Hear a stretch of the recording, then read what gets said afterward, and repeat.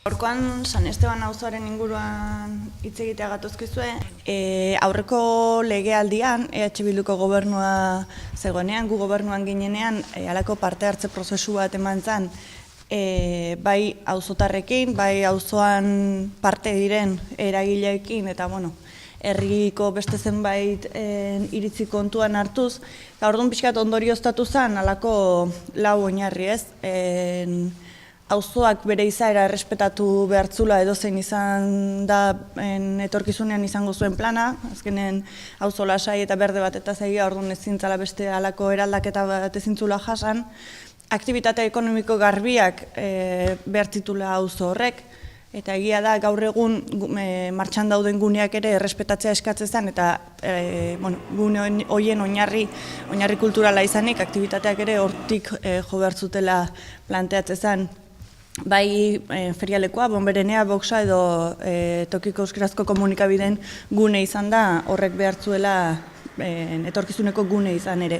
Eta azken hanka edo ondorio edo oinarri gisa parte hartze prozesu horrek emantzuna izan zen, ezintzala itxoin auzoaren bizi berritzeak ezintzula itxoin, pixkanaka inbertsioak egiten joan behartzala azkenen urtetan zehar albodratuta egondan auzoa izan dalako eta degradatzen joan dalako.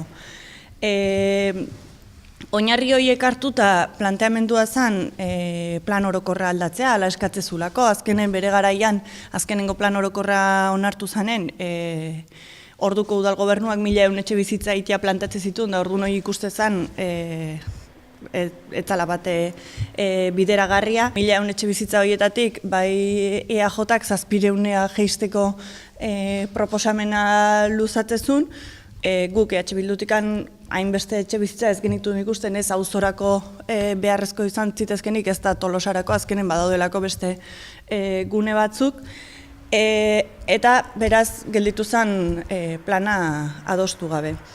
Oain badirudi atzera egin dutela, nolabaiteko ikerketa proposatzen dutela auzoaren etorkizunaren inguruan, da zentzu hortan postekoa da eta Bildutikan hoxe adierazi nahi genuke. Bintzat, orduan 2013an indako parte hartze prozesu hartatik, ateatako oinarri horietatik, badirudi bide hortatik jo dutela eta zentzurtan zoriontzekoa izan daitekela. Guk garbi daukagu ezin dela lotu San Estebanen bizi berritzea etorkizuneko balizko operazio immobiliario batekin. Jakitun gara Tolosan badaudela beste gune batzuk, aproposagoak Tolosak etorkizun hurbilean eta esango nuke ertainean dituen etxebizitza garapenak beharrak asetzeko modukoak.